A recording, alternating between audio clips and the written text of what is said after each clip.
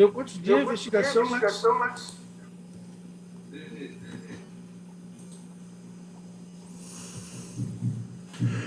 Olá, muito boa noite. Começamos mais uma live, o nosso encontro semanal aqui na TV Informe, do Informe Blumenau, que traz novidades dessa semana.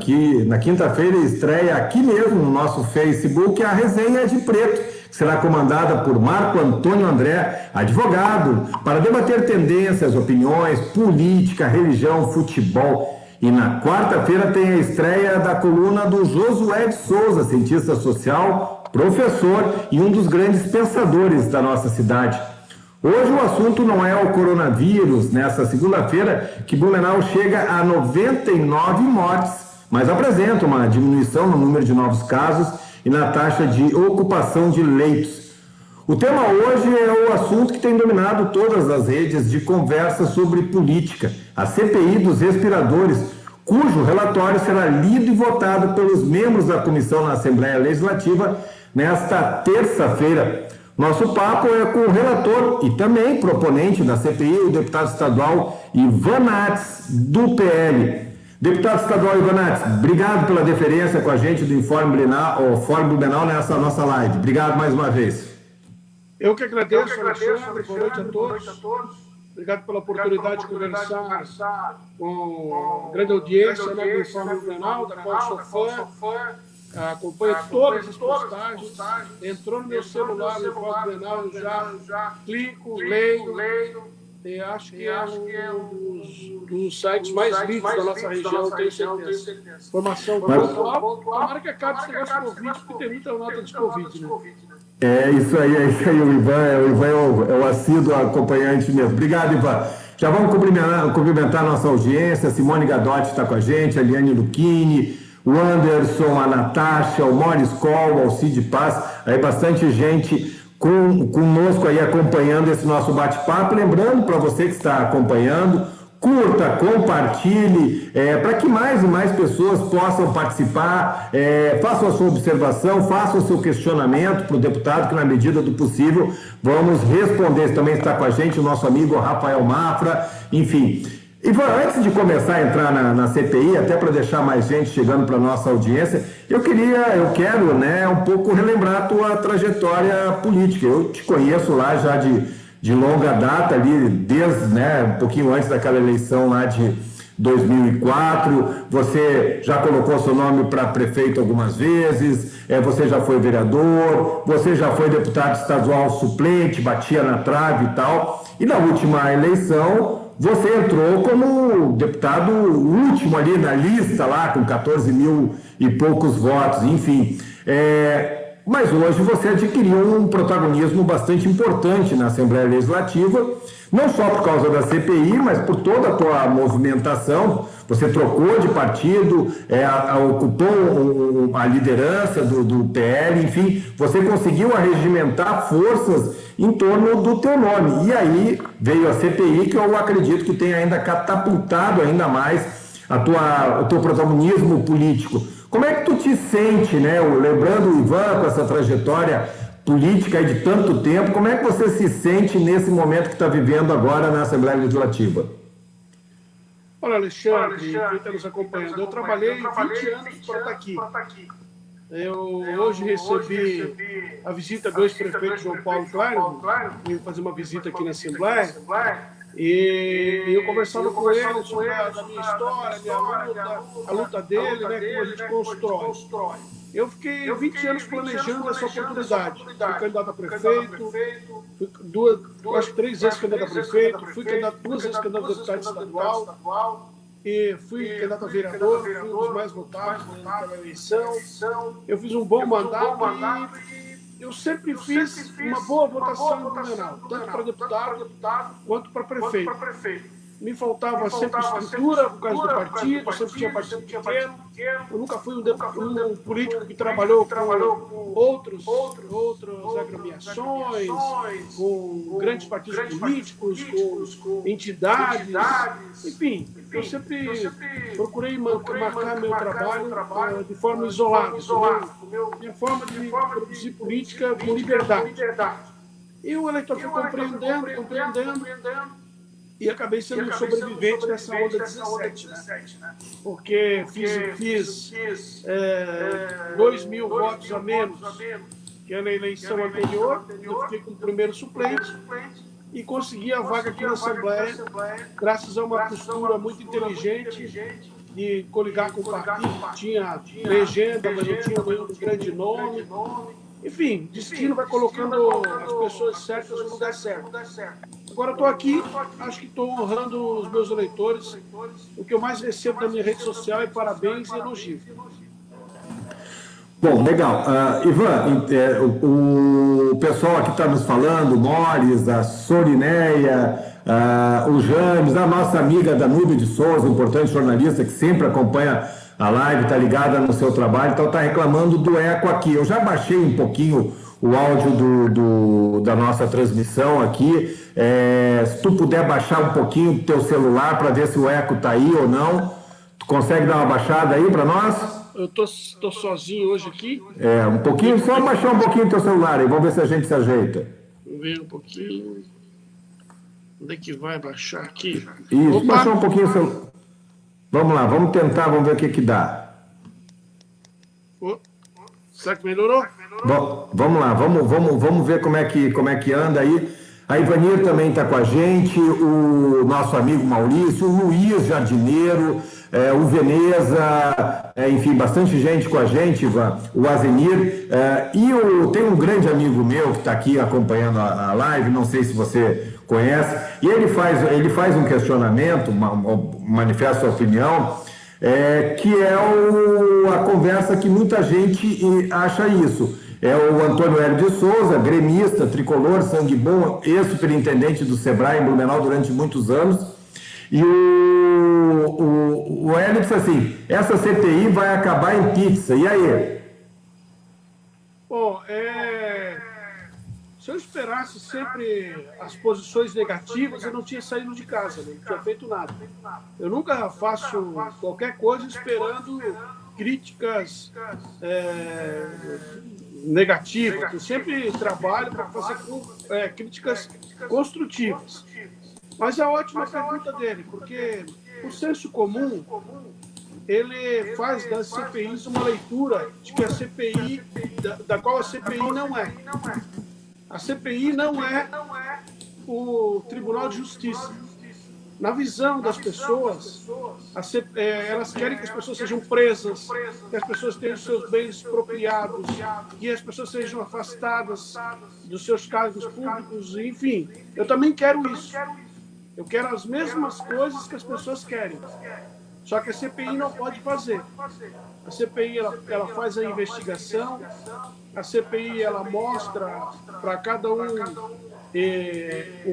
como é que foi cada passo, a cara de cada indivíduo, a movimentação de cada indivíduo, ela narra a história e ela faz um caderno histórico. E esse caderno, então, é entregue para o Ministério Público para que ele, como responsável legal, cumpra as determinações que a lei lhe confere. Então, as pessoas têm muito essa história, né? A CPI acaba em pizza. A única coisa que acaba em pizza aqui é que quando é 3 horas da manhã, a gente vai às vezes para uma pizzaria. É a única coisa que tem de pizza aqui. Porque aqui teve muito trabalho, tem muita seriedade. O relatório vai mostrar isso. Uma pena que eu não possa mandar prender, não possa mandar expropriar, não possa mandar sair do serviço público. Eu só posso colocar isso no meu relatório e pedir que isso aconteça. Agora, as pessoas exigem da CPI aquilo que ela não pode entregar. Quem tem que entregar é a justiça, né? Punir as pessoas é responsabilidade da justiça. Nosso papel aqui é contar a história e exigir a punição. Pois é, Ivan, aproveitando, até eu ia deixar essa conversa para um pouquinho mais além, mas para que as pessoas entendam. Bom, amanhã é a leitura e a votação do relatório. Amanhã se define se o teu relatório vai ser aprovado ou rejeitado. Como é que funciona daqui para frente? O relatório ele praticamente foi aprovado hoje à tarde. Eu apresentei o relatório preliminar na quarta-feira e os deputados tinham até as 17 horas de hoje para colocar alterações apresentar um relatório paralelo, fazer observações, afastar, incluir. E estou muito feliz porque completou-se as 17 horas de hoje, que era o prazo final, e a gente recebeu algumas sugestões dos deputados, mas absolutamente nada assim significativo, nada que mude o relatório, apenas uma concordância de gerúndio, uma alteração ou outra. Por quê? Porque nós fomos construindo o relatório junto com os deputados durante a construção da CPI. A CPI ela foi construída a 9 mãos. Todos os deputados que participaram da CPI contribuíram desde o início. Nós fomos trabalhando em conjunto, fomos trabalhando organizadamente, sempre participando com os deputados, sempre ouvindo deles o que eles queriam. Então, a CPI foi sendo construída a várias mãos. E o resultado é a aprovação unânime do relatório. O relatório vai ser lido amanhã, e aí ele vai sugerir encaminhamentos para o Ministério Público, a fim de que o Ministério Público ajuize ações de improbidade administrativa, responsabilidade civil e criminal daquelas pessoas que a gente entende que foram as culpadas do processo. E também vai ser expedido um ofício ao governo do Estado de Santa Catarina para que demita vários servidores que participaram ou permitiram que a fraude acontecesse. Nós também vamos remeter um ofício ao presidente da Assembleia Legislativa, já que o relatório pede a instauração do processo de crime de responsabilidade contra o governador. O relatório apontou o governador do Estado como um dos responsáveis pelo prejuízo, né, causado a Santa Catarina. As razões desses fundamentos estarão no voto que será lido amanhã. Então, o relatório é votado e os encaminhamentos serão dados. O Ministério Público, Secretaria de Administração, Presidência da Assembleia, uma parte vai para o Aras, que é o Procurador-Geral da República, para que ele instaure os crimes cometidos pelo governador, e para o Tribunal de Contas e também para o Tribunal de Justiça. Então, a CPI, ela narrou a história, apresentou o caderno da história, indicou os culpados e vai exigir punição. Porque a gente quer que o dinheiro seja devolvido. Nós queremos que os culpados sejam processados e o dinheiro seja devolvido. E a CPI fez a narrativa de quem são os culpados, exigindo que eles devolvam os recursos. Maravilha, Ivan. A Ivanir Portela falando do belo trabalho, o Juliano também está com a gente, o Diego, o Azenir, o Ney, o José também falando que estamos ainda com problema no eco. Eu não consigo ouvir esse problema do eco aqui. Enfim, vamos ver como é que a gente consegue manter. Ivan, você acabou citando agora, eu sei que você tem algumas limitações, você acabou já citando de largada o governador, ou seja, o governador vai ser peça central, pelo jeito, do teu relatório. Como é que você avalia o papel do governador nesse episódio? Em mais de um momento, você já chamou o governador de mentiroso. Foi essa a palavra que você usou. Agora, a minha pergunta é o seguinte: ele foi omisso, ele foi o líder desse processo todo, ou ele foi copartícipe de um crime, de uma irregularidade? Bom, quem disse que o governador mentiu, a CPI, foram os integrantes da CPI. Eu simplesmente apontei os indícios pelo qual eu entendo que o governador mentiu. Numa reunião anterior, antes do relatório, eu preparei 15 perguntas para entender a participação do governador. Mandei para ele, ele respondeu. A CPI analisou essas 15 perguntas e nós desmontamos cada uma dessas respostas dadas pelo governador. Então, comparando as respostas que ele deu com os fatos que a gente tinha, cruzando esses fatos, entre eles as lives que o governador fez durante o período, as conversas que ele teve, os depoimentos que a gente colheu, foi possível concluir, por unanimidade, que o governador mentiu à CPI. Ele efetivamente mentiu à CPI. Quem mente é um mentiroso, e ele mentiu. Isso consta do relatório. As razões pelas quais ele mentiu, nós vamos mostrar amanhã para Santa Catarina. As consequências dessa mentira é resultado de uma parte de omissão. Respondendo a tua pergunta, o governador foi omisso, porque ele foi advertido várias vezes para tomar providências e ter cuidado, e ignorou essas advertências, uma delas produzidas pelo próprio presidente do Tribunal de Contas, o Abircélio, que avisou ele dos cuidados que tinha que ter.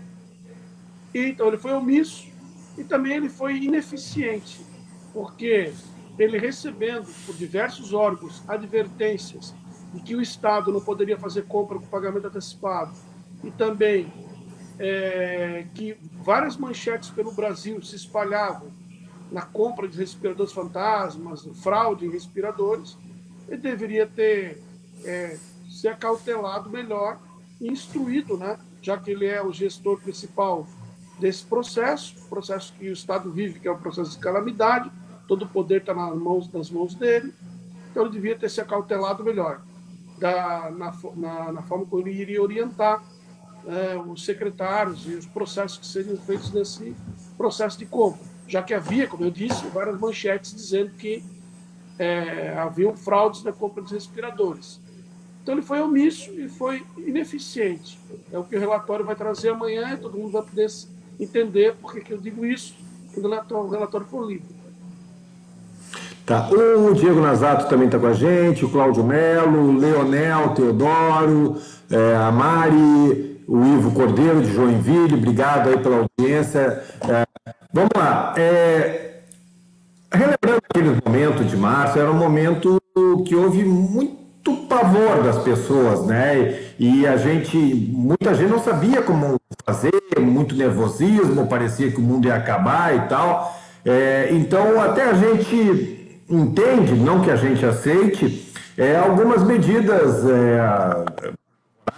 nervosas, algumas decisões erradas, a gente até entende. Mas você percebe em alguns setores do governo, né, em alguns segmentos, em alguns pontos, as pessoas dizendo assim, acendeu a luz assim, ó, opa, aqui dá para ganhar dinheiro. Porque o que a gente percebe é que sempre tem os parasitas que orbitam em torno dos governos, não somente desse, e ficam esperando uma oportunidade para lucrar em cima disso. Então esses parasitas só se mudam. Mas antes de chegar neles, eu queria que você percebe em algumas dessas tantas pessoas que você ouviu, alguns assim, ó, esse aqui estava com maldade para ganhar um dinheirinho por fora. Tu não pode citar nome, mas a gente já consegue entender um pouco. Nós, lamentavelmente no Brasil, o bandido, o pilantra, o mau caráter, o ladrão, o larápio, ele está protegido pela lei nesse país. Essa lei, no Brasil, a lei é construída para bandido, a lei é construída para pilantra, para quem rouba. A lei é só feita para proteger cidadão mau caráter e pilantra. E nós estamos agora vivendo a nova lei do abuso de autoridade. Então, se eu disser aqui que o João foi o culpado pelo processo, e daqui a 10 anos os advogados dele fizerem com que esse crime prescreva, alguém vai me processar porque eu disse que ele era o culpado. E a gente viu isso aí, por exemplo, no negócio da Odebrecht, né? Como é que é, Alex, lá, da Odebrecht? Como é que era o processo do Lula lá? A Lava Jato, né? A gente viu na Lava Jato, tá todo mundo solto. Todo mundo solto. E alguns desses que estão soltos vão processar os coitados dos promotores, dos juízes que processaram eles. Então, como eu digo, esse país a lei é feita para vagabundo. E eu estou impedido de dizer o nome das pessoas, porque tem uma lei lá em Brasília, chamada de abuso de autoridade, que enquanto o Ministério Público não denunciar, as pessoas não podem ser citadas. Eu vou botar no meu relatório, será lido amanhã, a participação de cada elemento, Alexandre Gonçalves.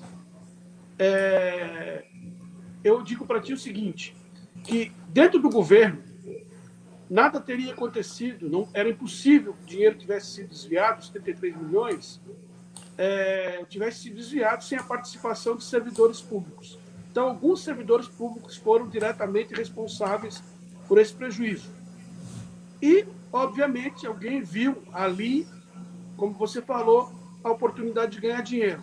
Porque é tão absurdo, é tão fora de propósito, a afronta à lei de licitações é tão grande que chega a irritar a gente. Que, em resumo da ópera, Alexandre, as pessoas levaram 33 milhões de reais em Santa Catarina num grupo de WhatsApp. Eles eram um grupo de WhatsApp. O CNPJ era frio, o endereço não existia, eles não conheciam, nunca conversaram pessoalmente com o fornecedor, nunca tiveram pessoalmente com o fornecedor, nunca trataram diretamente com a pessoa, nunca ficaram face a face com essa pessoa e depositaram 33 milhões na conta dessa pessoa. Não sequer eles checaram o CNPJ, sequer eles checaram o CPF e o endereço. Eles fizeram uma negociata pelo WhatsApp, receberam uma conta para fazer o depósito, depositaram o valor e foi assim que aconteceu. Então, gente de dentro do governo se aproveitou dessa condição, ajudou, certamente levou alguma grana e foi assim. É absurdo se narrar como eles levaram dinheiro dos respiradores. Até um estudante de 7ª ou 8ª série vai ficar assustado. Foi absurdo. Pois O WhatsApp que roubou Santa Catarina.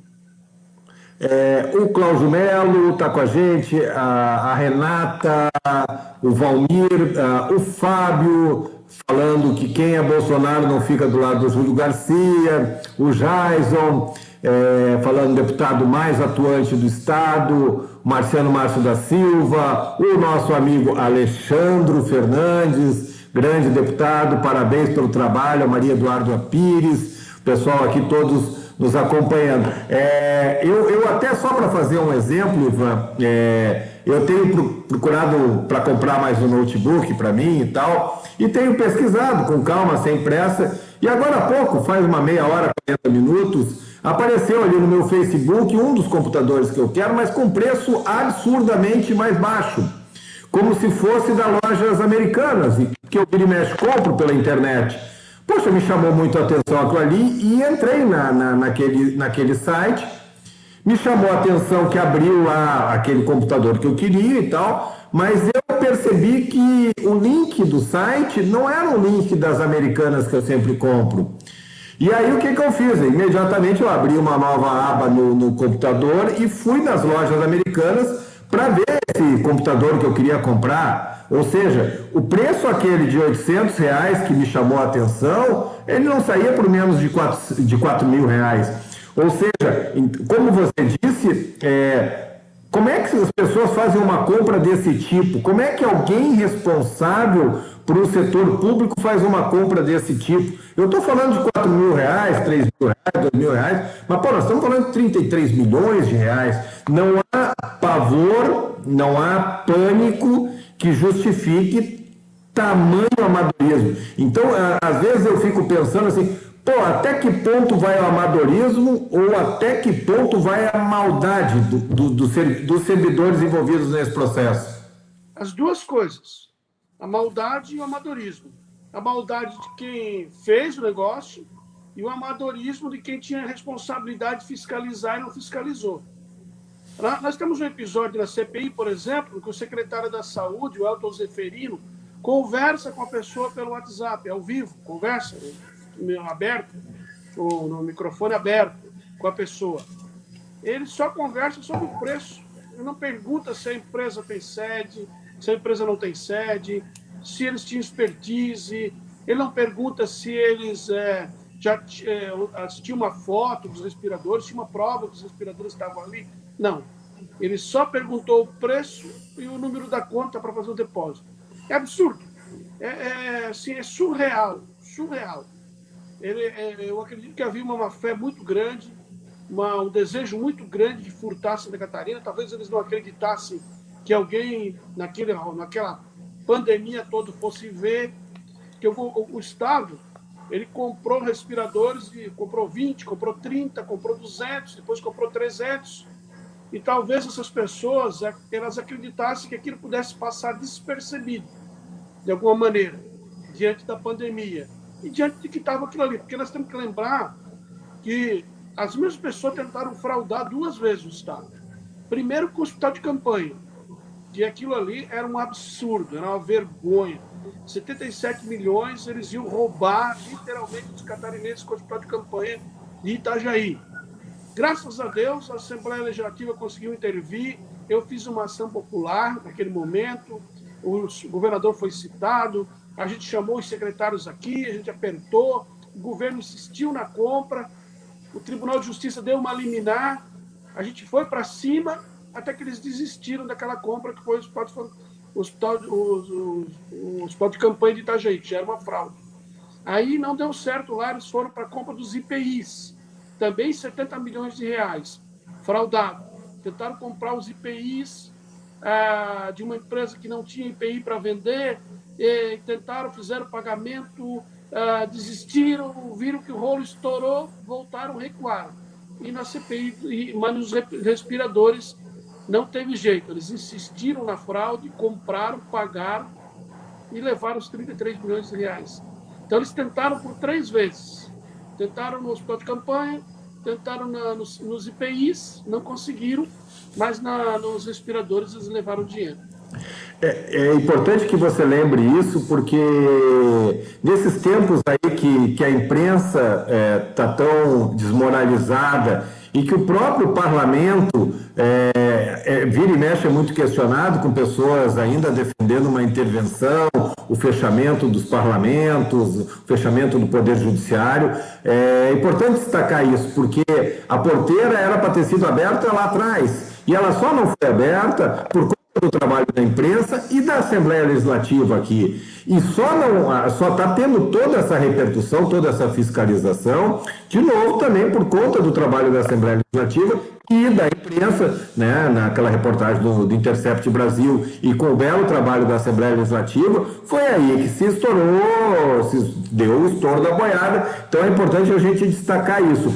Ivan, eu queria entender assim, quanto tu pegaste para fazer o teu relatório do conteúdo da Força-Tarefa, né? E quanto a Força-Tarefa pode usar desse conteúdo do teu relatório para o trabalho deles? Porque são investigações paralelas, mas elas se complementam, né? Então, vocês fizeram inquisições públicas, inquisições que também são importantes para o pessoal lá da Força Tarefa, que eles têm a expertise de fazer esse tipo de ação, né? E quanto também você conseguiu extrair da Força Tarefa para embasar o teu relatório? Perfeita colocação, Alexandre. Mas só para ter uma ideia, nós tivemos dias aqui que a CPI tinha mais de 10 mil pessoas plugadas, não sei se é essa expressão que se fala, ligadas no YouTube da Assembleia Legislativa no interrogatório. 10 mil pessoas ao mesmo tempo a gente tinha acompanhando a CPI. Então, foi recorde absoluto, né? As pessoas puderam acompanhar a CPI. Elas puderam, por exemplo, eu fui tomar um cafezinho aqui na Praça 15, porque o Banco do Brasil aqui na capital só está funcionando ali na Praça 15, e eu sentei e pedi um café, o rapaz narrou para mim a CPI, o rapaz do cafezinho. Só o senhor é o relator da CPI, né, o Ivanax? Sou. Olha, veja bem, aquela mulher falou isso, mas não tem isso, não tem aquilo. Presta bem atenção, olha, ela fala que a certificação da nota fiscal, ela não certificou nota nenhuma, que a certificação da nota fiscal é automática, que não sei o que, não sei o que. Olha só, deputado, ela não importa se ela certificou a nota ou não certificou, porque como a entrega era só para o dia 7, 5 e 7, ele falando para mim, o rapaz do cafezinho, como a entrega era só para o dia 5 e 7 de abril, e a nota foi certificada no dia 30 de março, é óbvio que eles certificaram a nota fiscal sem receber o produto. Eles já sabiam que o produto não ia ser entregue, porque no contrato o produto era para ser entregue dia 5. Então eles certificaram a entrega do produto na nota fiscal dia 30, sabendo que estavam pagando adiantado e tal. Ele, o rapaz do café, acompanhava tanto a CPI que me fez abrir os olhos, uma coisa que nem eu tinha visto. Então, a CPI foi acompanhada por todo mundo, por todos os catarinenses. E, obviamente, o pessoal da Força Tarefa também acompanhou a CPI. A polícia acompanhou a CPI, os promotores acompanharam a CPI. E nós acompanhamos o trabalho da Força Tarefa. No fim, muita coisa que a Força Tarefa está fazendo hoje, que a Força Tarefa continua a trabalhar, foi tirada da CPI. Muitas pessoas que foram depor lá na Força Tarefa foram depois do depoimento que fizeram na CPI. Muitos documentos que a Força Tarefa requisitou foram resultados da CPI. E muita coisa que está no nosso relatório é resultado também da Força Tarefa. Então, na verdade, as duas coisas se complementaram. Eu conversei com o procurador-chefe do Ministério Público, o Comim, e ele me trouxe várias observações que ele colheu do trabalho da CPI. Então, a gente se completou, foi muito legal por causa disso. As duas coisas se complementaram. Nós usamos muita coisa deles e eles usaram muita coisa da gente também. Ô, Ivan, deixa eu entender como leigo mesmo. Tá, você vai apresentar o teu relatório, você já disse como é que é o processo, depois de aprovado ele, e para seguir. A Força Tarefa também vai ter vai apresentar um documento, vai provavelmente indiciar algumas pessoas. Então, a minha pergunta é o seguinte, serão duas ações, estou te falando como leigo mesmo, duas ações são diferentes, é passível de, vou fazer uma pergunta meio tosca, mas é passível de duas punições, como é que funciona isso, né, o que é a grande pergunta, e outra pessoa já insistiu nisso, para que isso realmente não acabe em pizza, que haja uma responsabilização. Essa palavra pizza me irrita, viu? É o negócio do senso comum mesmo. A gente tem que repetir para as pessoas, deixar claro que a CPI ela faz um trabalho que está dentro da limitação constitucional dela. Eu fico irritado cada vez que eu uso essa palavra, por Deus. Eu trabalhei dias, horas, madrugadas, para mostrar para Santa Catarina o que aconteceu. Então, assim, primeiro, o meu relatório identifica o crime de cada uma das pessoas, a tipificação penal de cada uma, o crime que ela cometeu e a punição que ela deve receber. Então, esse documento vai para o Ministério Público para deflagração de ações criminais contra essas pessoas. Depois, uma outra parte do relatório vai para a administração pública, para que ela proceda o afastamento de servidores públicos que foram desleixados, irresponsáveis, inconsequentes. Teve advogado parecista dando parecer de pijama na compra dos respiradores. Sim. Então, a falta de responsabilidade. Então, vai para essas pessoas perderem o cargo, elas serem expulsas do serviço público. Também vai para o Ministério Público, esse aqui devem ser responsabilizados civilmente. Os bens Mas essa devem minha ser pergunta. Para pagar o prejuízo. Mas essa é a minha pergunta, Ivan. Assim, por exemplo, tu vai remeter as tuas conclusões, né, era aí que eu queria chegar, talvez eu não tenha me expressado bem. Você vai remeter as tuas conclusões que cabem na área penal para o Ministério Público. Mas o Ministério Público é parte integrante, é parte atuante na linha de frente dessa força-tarefa, né? Então, eu imagino que em breve o Ministério Público também traga algum relatório nesse sentido. É como eu disse, os relatórios vão se completar, né? A Assembleia Legislativa, a CPI, além de investigar os culpados, ela tem uma coisa pedagógica. Que, por exemplo, nós demos publicidade para os fatos. Nós é que damos publicidade para os fatos. O que o cara depõe lá na delegacia, no DP, lá no inquérito, ele não é publicizado. Ele fica lá dentro do papel.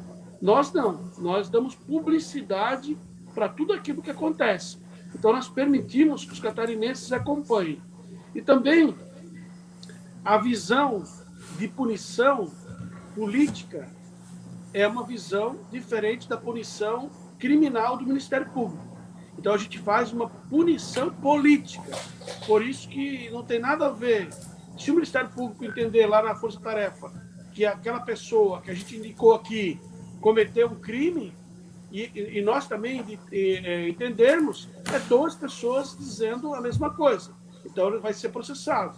Mas é possível que o Ministério Público não tenha se apercebido de algum detalhe que a CPI captou e que vai ajudar o Ministério Público a fazer a sua denúncia.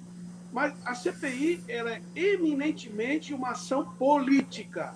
Aqui nós somos políticos julgando políticos. Nós somos fiscais da lei, observando onde a lei falhou. E nós, principalmente, somos agentes de transformação. A gente faz a punição pedagógica. As pessoas, elas, através da CPI, elas sentem que o papel de fiscalização ele está sendo cumprido pela Assembleia. Então, as coisas elas se juntam, se completam, mas não trabalham isoladamente. Ô, Ivan, eu vou te provocar, teve até alguém que já falou aqui embaixo, o Ivan está muito calmo.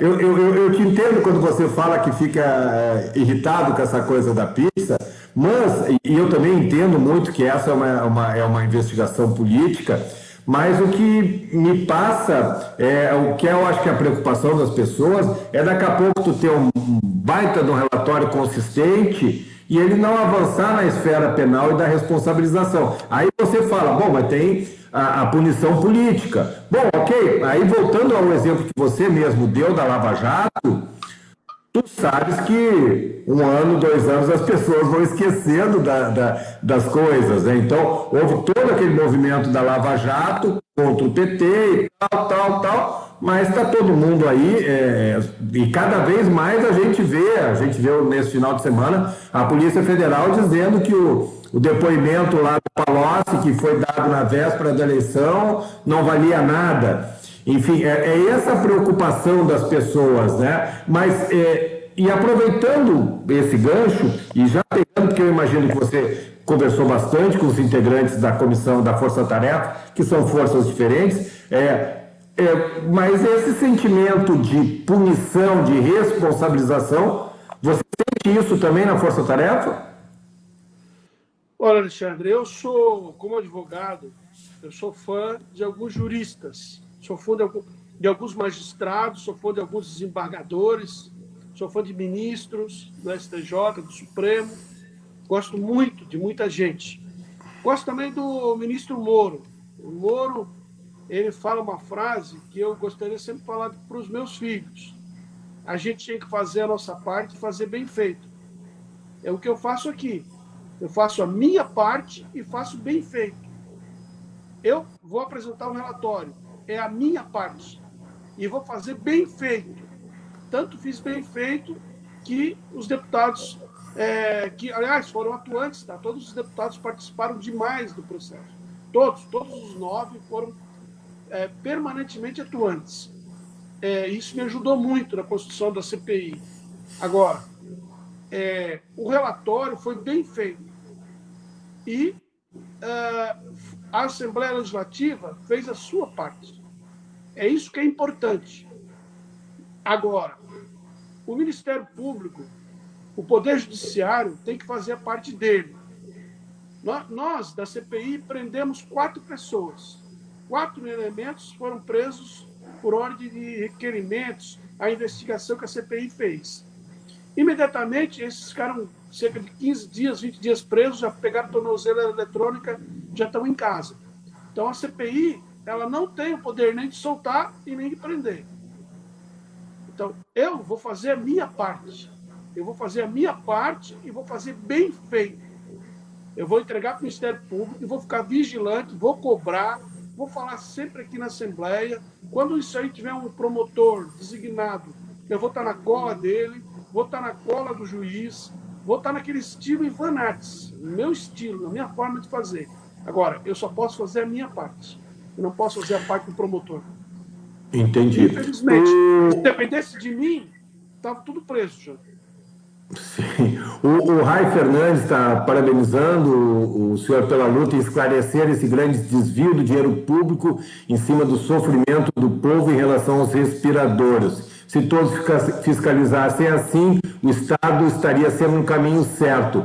Também estão conosco a Vanessa Germano, o Jean Sered, lembrando uma outra área de atuação que o senhor tem se destacado bastante na relação com a TPA, os famigerados pedágios, o Juninho, o Fávero, cumprimentando e mandando para cima deles. Então, amanhã é um grande momento. Deputado, nós estamos encaminhando para o final. Já tem um pedido, já tem um processo de impeachment correndo na Assembleia Legislativa por uma situação absolutamente diferente, que é a equiparação salarial dos procuradores da República, dos procuradores do Estado com os procuradores da Assembleia. E nesse caso, né, que ele está sendo analisado, ele conseguiu uma liminar para suspender o rito, essa liminar foi cassada. Essa situação específica me relembra um pouco a questão da Dilma, que é um problema, é uma irregularidade, é uma situação grave, mas não é tão grave assim do ponto de vista de tirar um governador, enfim, acho que teria que ter um outro. A gente está se acostumando com esse processo de impeachment a cada 2 anos, as pessoas não gostam de ficar tirando. Isso eu, pessoalmente, acho assim. Só que agora vem uma outra onda que é a tua investigação, o teu relatório, o que você está fazendo, que eu queria entender de que forma eu sei que são situações absolutamente diferentes, mas como o senhor mesmo disse, a CPI é uma investigação política. O impeachment também é uma investigação política. Então, provavelmente não, certamente, o conteúdo do teu relatório vai ter um impacto muito importante nessa CPI que já está aberta, nesse processo de impeachment que já está aberto. Então, ele pode ser a pá de cal ou não. Eu fiz todo esse imbróglio aqui, cumprimentando a Rosa Maria, para te perguntar, o governador vai sofrer o impeachment? Bom, o impeachment está instalado, né? Acho que a questão da saúde é muito pontual. Você ser relaxado na administração pública, você afronta o artigo 37, caput da Constituição Federal.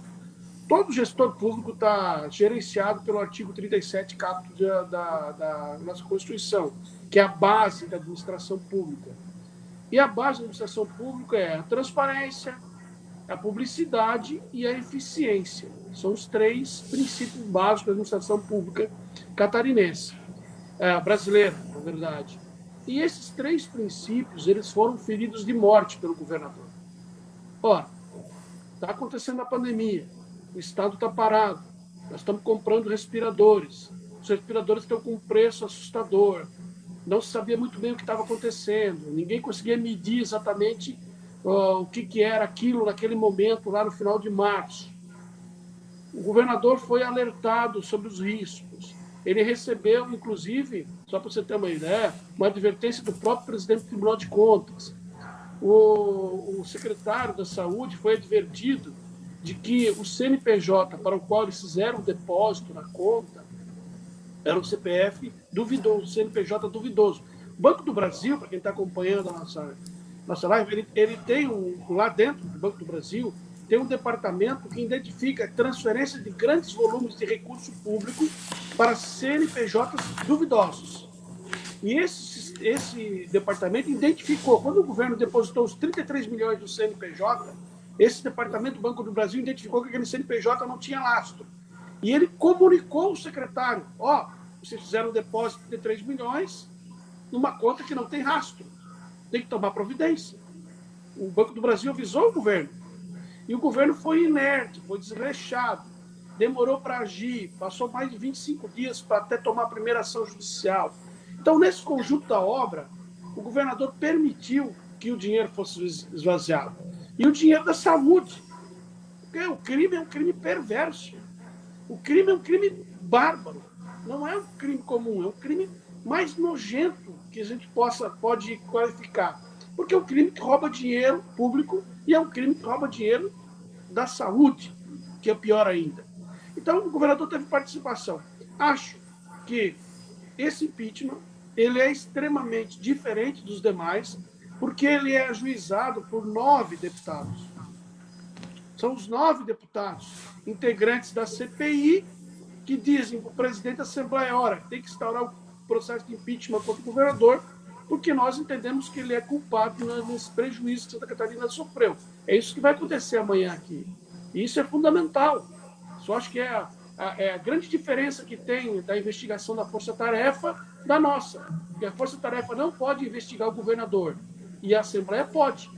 Então, amanhã, 9 deputados vão dizer: o governador falhou, ele é responsável, ele permitiu que o Estado fosse roubado, foi ineficiente e deve responder por isso através do processo de impeachment. Então, é um processo efetivamente pesado, que, como eu disse, ele é processado por 9 deputados estaduais. Acho que o governador começa a se embrulhar pelo conjunto da obra, né? Está se falando aqui, é o conjunto da obra. Ô Ivan, você me disse que não podia falar muito, mas tu está acabando dizendo que o governador vai sofrer outro processo de impeachment. Isso não, porque assim, a lei de abuso de autoridade, ela protege a todos, menos o governador. Por quê? Porque a lei de abuso de autoridade, ela reserva às pessoas físicas o direito de exclusão de seus nomes até com a sentença de transidade julgada. Já o crime de responsabilidade é papel da Assembleia fiscalizar. Então, sendo o papel da Assembleia fiscalizar, o crime de responsabilidade é competência da Assembleia fazer a fiscalização. Então, nesse caso, nós somos os juízes do processo. E como juízes do processo, é possível falar dele, especificamente dele. Só para o leigo entender. Para as pessoas comuns, quem julga é o Ministério Público, o juiz. O governador, quem julga são os deputados. Então, a lei de abuso de autoridade não cabe sobre mim no caso do governador. Por isso que eu estou falando aqui que o relatório vai constar vai constar o pedido de impeachment contra o governador por ordem da CPI dos respiradores, por ordem desses 33 milhões de reais. O governador foi ineficiente e foi descuidado, não cumpriu a tarefa dele, deve ser responsabilizado. Ivan, tem 2 perguntas para encerrar, mas ainda cumprimentando o Alberto Gomes, o Rafael Prado, o Leandro Ribeiro, o Celso Marlock, nosso amigo, Celso, a gente pela live e dizendo se as pessoas não vão me chamar de jornaleco, mas isso eu já estou acostumado.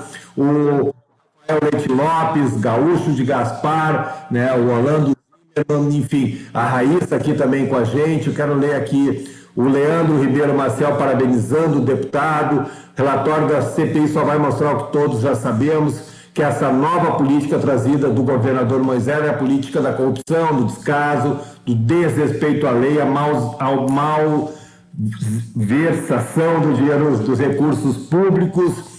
Enfim, vamos lá. Eu até quero falar sobre essa minha última pergunta, mas antes vamos colocar uma coisa, porque você fala muito dessa nova política do 17 cabo a rabo. Mas antes disso, Ivan, tem impeachment esse ano? Por que eu estou te fazendo essa pergunta? Claro que o da CPI ainda tem todo um rito ainda, tem um processo e tal. Vai depender de uma série de coisas. Mas tem um já rodando. O que se fala muito é que os deputados talvez embarriguem esse que está aberto e o próximo para o começo do ano que vem, para que não haja nova eleição direta e que sim haja uma eleição indireta com os deputados da Assembleia. Você já esteve na Assembleia, agora você está titular, o protagonista. Qual é o teu sentimento? Ele vai ser embarrigado para que não tenha eleição direta e fique para o ano que vem? Até porque o processo de eleição é um processo complicado, né? Isso vai depender do próprio governador. O governador entrou com um processo, trancou o prazo. Foi o prazo para frente. Agora, o governador vai cumprir todos os prazos? Vai apresentar a resposta no último dia? Vai adiantar o processo? Vai responder antes do prazo? Agora, quem dita aqui o prazo não são os deputados. Quem dita o prazo aqui é o réu. Então, o réu, adiantando as fases dele, é possível que a gente tenha o julgamento ainda esse ano. Se o réu não ajudar, começar a ajuizar processos, entrar com mandado de segurança, trancar, o atraso só vai empurrando para a eleição indireta. Então, quem diz isso aí é o réu. Se vai ter eleição indireta, se vai ser esse ano ou vai ser ano que vem, vai depender do réu, do governador e da vice-governadora. Maravilha. Ivan, agora sim, para encerrar, não necessariamente, também cumprimentando o Flávio Padilha aqui com a gente, a eleição de 2018 foi um divisor de água, e foi ali um tsunami, como todo mundo fala, mas independente de um que errou ou outro errou, eu acho que a mensagem que eu queria que você deixasse para a gente encerrar é a responsabilidade do eleitor.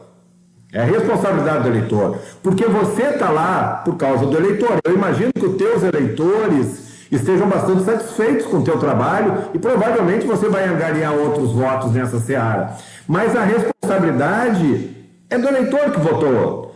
Blumenau, por exemplo, tinham 3 ex-prefeitos em chapas majoritárias diferentes e ficaram de fora, ficaram pelo caminho, né? Blumenau está até hoje chupando o dedo, porque o governador Carlos Moisés praticamente desconhece, não? Acho que tem medo de passar na BR-470. Mas então, para encerrar e já te cumprimentando, como é que você, qual é a mensagem que você pode dizer da responsabilidade também do cidadão comum na hora de escolher os seus políticos? Bom, a gente é um país ainda muito jovem politicamente, né? A gente está aprendendo ainda processo político, nós estamos ainda aprendendo a conhecer as siglas partidárias. A gente está vivendo agora um período de aprendizagem, né? Se tu escrever tua opinião, tu é um esquerdoide, tu é um jornaleco de esquerda, tu é não sei o quê. Eu tenho temas que eu nem entro para discutir, porque se eu discutir, eu sou comunista, eu sou... imagina eu comunista, né? Mas se eu disser que eu sou tal coisa, automaticamente passo a ser um comunista. A maioria das pessoas não sabe nem o que é ser comunista, né? Não tem nem noção do que é isso. É um socialista. A outras pessoas nunca leu, não sabe nada do que é socialista. A Globo é lixo porque é lixo e alguém diz que é lixo, então é lixo. Então nós estamos passando um processo de maturidade. Nós estamos aprendendo. E é natural isso aí. Nós começamos a votar aí em 88. Eu até, com 20 e poucos anos de idade, votava no candidato que meu pai mandava. Então, a gente é muito jovem politicamente. Então, nós estamos aprendendo. Uma grande lição com esse 17 de cabo a rabo é que não é um número que representa a honestidade. O que representa a honestidade é um nome. Um nome. Eu sempre digo, eu sou Ivan Nats. Você me conhece. Eu sou Ivan Nats. Eu sou um nome. Eu não sou um número. E as pessoas acreditaram que, por ser um número, eles seriam diferentes, quando não são. As pessoas acreditaram que o governador Moisés era o candidato do Bolsonaro. Falou ele dizer isso. Ninguém perguntou para o Bolsonaro se o Moisés era o candidato do Bolsonaro mesmo. O Bolsonaro falou que nunca falou com o Moisés na vida dele, mas ele era o candidato do Bolsonaro. Então, que sirva de lição. Primeiro, as pessoas não são representadas por números, nem são representadas por siglas. As pessoas são representadas pelos seus nomes. Terceiro, a administração pública ela não tolera a inexperiência, ela não tolera aprendizado. A administração pública não tolera aventura. A administração pública nós precisamos aprender que quem vai governar tem que estar preparado para governar, tem que ter identidade de governo, tem que ter estudado o governo, tem que conhecer de política, tem que saber se relacionar, enfim. E, principalmente, nunca vote num desconhecido. Nunca vote num desconhecido. Quando eu era candidato a deputado estadual, eu ia entregar meu material de campanha para a pessoa dizia, é do 17? Eu falei, não é do 17, então eu não quero. Mas, não, só quero do 17. Então, se naquela eleição tivesse uma casa com o número 17, em vez de eles ir para a urna, eles entravam dentro da casa do 17. Então, tudo isso serviu de lição. Primeiro, governar exige alguns requisitos. Capacidade, coragem, conhecimento, estudo, compreensão, enfim, uma série de requisitos. Segundo, nunca vote num desconhecido. Nunca vote num desconhecido. Só vote em quem você conhece. Só vote em nome. Só vote em sobrenome. Só vote em quem tem história. E é isso, né? Acho que a gente passou por isso aí. Valeu a lição, foi um erro. Talvez a Assembleia Legislativa conserte esse erro. e vamos para frente, né? Vamos para frente. Eu acho que isso aí, no fim, vai servir para a gente amadurecer politicamente. Nem todo mundo da esquerda é ruim, nem todo mundo da direita é bom, nem todo mundo do centro é ruim, nem todo jornalista é bom, nem todo jornalista é ruim. Acho que tem bom e ruim em tudo quanto é lugar. Nós temos que ser inteligentes o suficiente para compreender e escolher o menos ruim e o mais capacitado. Está muito difícil, Alexandre, ser político. Muito difícil. Eu tenho uma história de advocacia, sexta e segunda eu trabalho lá. É uma beleza, sabe? Ganho dinheiro, ninguém me incomoda, é uma beleza. Ser político está muito difícil no Brasil. Nós temos que valorizar aqueles que aceitam, reconhecer aqueles que querem, bater palma para aquele que quer produzir, que quer trabalhar, que tem seriedade, para incentivar outras pessoas a fazer política. Eu queria, por exemplo, se eu fosse candidato a prefeito, um vice-empresário. Alguém do empresariado que queira fazer parte da política, queira ajudar. Não tem. O empresariado ele não quer fazer parte da política porque a família não aceita, porque os filhos não querem, porque xinga, porque tira a liberdade. Então nós temos que valorizar a política, valorizar o elemento da política para atrair mais políticos, para a gente ter mais gente boa para votar. É isso que eu acho que a gente tem que fazer. Reconhecer a política como um instrumento e valorizar aqueles que merecem. Maravilha. Deputado Ivan Nates, quero lhe agradecer, quero também aqui fazer referência ao doutor Luciano Arthur, que é procurador lá do município, também acompanhando com a gente. Um abraço, doutor Luciano. Agradecer a ele. E o que eu acho que a grande mensagem é que as pessoas têm que parar de ficar apontando o dedo, olhar para dentro delas, né, tentar entender e ficar com essa coisa, se criou uma criminalização da política, do jornalismo, do poder judiciário. Não quer dizer que o jornalismo não erre, que a política não erre, que o poder judiciário não erre, mas tem que parar com essa coisa, porque nivelar por baixo ninguém ganha, a sociedade só perde. Ivan, quero te agradecer muito, foram mais de 4.000 pessoas acompanhadas, mais de 110 comentários, bastante compartilhamento, fiquei bastante feliz. Amanhã vamos estar te acompanhando, às 17 horas, vai ser transmitido o teu relatório, né, a tua leitura do relatório e a votação, é isso aí, 5 horas da tarde, né? Isso, 17.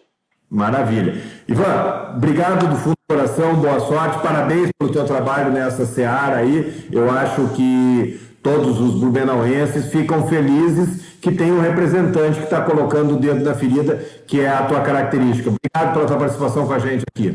Obrigado, Alexandre. Obrigado a todos aqueles que ficaram nos acompanhando até agora, né? Estou muito feliz de cumprir o meu papel. Acho que o eleitor também está. Quem acreditou no Ivan Nates está feliz com o meu trabalho. Me deram uma chance de provar a minha capacidade, o meu potencial. E aí eu estou aproveitando isso aqui. Terminada a CPI, começa um novo desafio. Segunda semana a gente vai votar o fim da PEC, né? Dos pedágios urbanos, as TPAs e tal. E não tem sido fácil, viu? Tenho sofrido uma pressão muito grande aqui, mas estou cada dia lutando para conquistar os 27 votos para a gente passar a PEC do fim dos pedágios urbanos. Uma grande vitória hoje.